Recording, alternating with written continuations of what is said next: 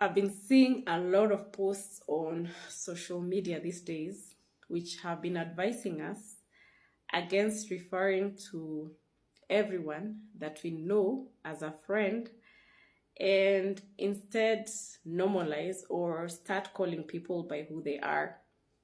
For example, an ex-classmate, an acquaintance, a neighbor, somebody that we knew from our childhood, co-worker, and so on and so forth.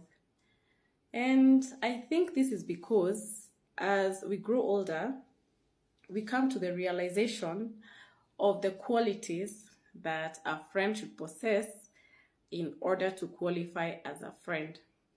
A friend should be reliable, they should be faithful, they should be loyal, they should be supportive, they should be compassionate, they should be empathetic, they should be able to keep secrets because they end up knowing a lot about us, and many other things like those.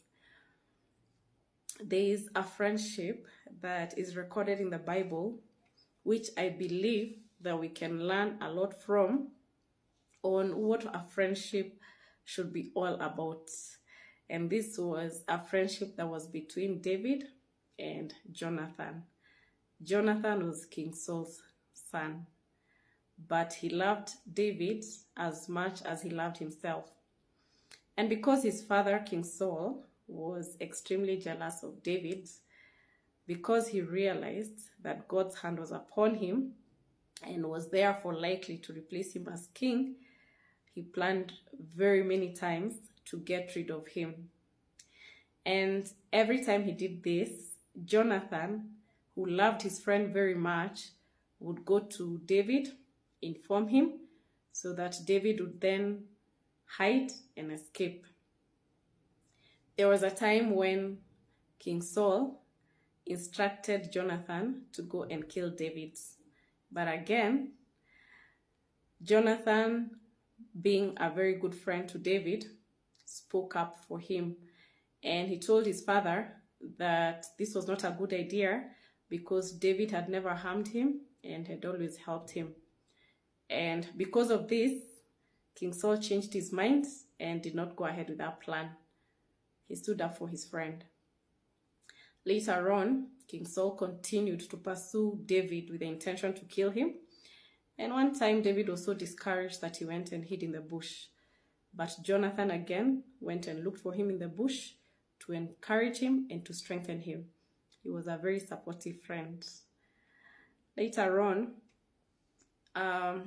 Jonathan died, and when David came to learn of this, he was so devastated because of how much he loved his friend that he did a poem or a song in memory of him, and he mourned greatly. In fact, he did not eat for a whole day. Later on, King David assumed the throne and became king, and he remembered what his friend had done for him and also what his friend had told him before they parted ways, when they knew that they would never see each other again. Jonathan had requested his friend David to remember everything that he had done for him, and when he had the ability to take care of his relatives.